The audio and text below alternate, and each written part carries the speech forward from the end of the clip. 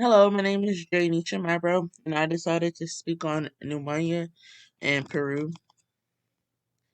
So, the leading cause of death in Peru is pneumonia. More than 40% of Peru is considered rural, and they are living in poverty. These areas lack access to basic healthcare facilities because of the lack of resources to basic healthcare. Majority of the people who grow up in these areas they aren't vaccinated, so they're more prone to catching these diseases. Once the diseases are contracted, the families aren't able to afford medicine so they can be cured, which is another reason due to the lack of resources. So in Peru, the average ratio for physicians is 1.12 to 1,000 people. So therefore, the physicians and clinics are limited and they're not accessible to everyone. And then this is one of the reasons why Peru is lacking the necessary health care. Affected population. So, pneumonia is an infection of both lungs caused by bacteria, viruses, or fungi. Children who are under 5 in these rural areas are more likely to attract these diseases. They don't have the ability to get access to the resources that are needed for them. They aren't able to speak up for themselves due to their age, and they may not understand what is needed for their health.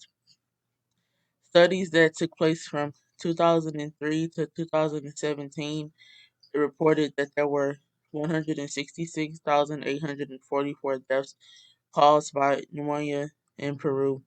6.4% of those deaths were children under the age of 5, and 31.3% of those deaths were toddlers and preschoolers, and then 68.7% were infants.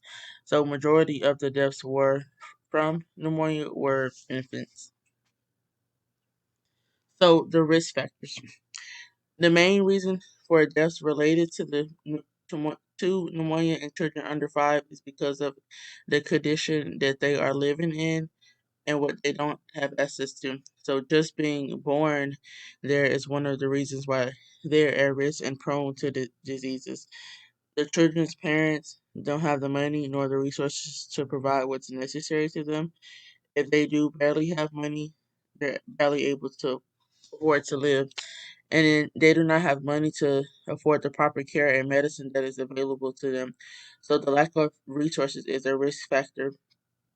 And then also in areas they might not have clinics or positions available because they're limited on what they can bring to the area. And then if they don't have these clinics and positions, then they don't have the necessary vaccines to prevent the diseases. So the actions that are needed. So to see a change in these rates, Peru needs more access to the resources. First, there needs to be more clinics built in these areas for the children and the people of Peru to have proper access and care that is needed for them.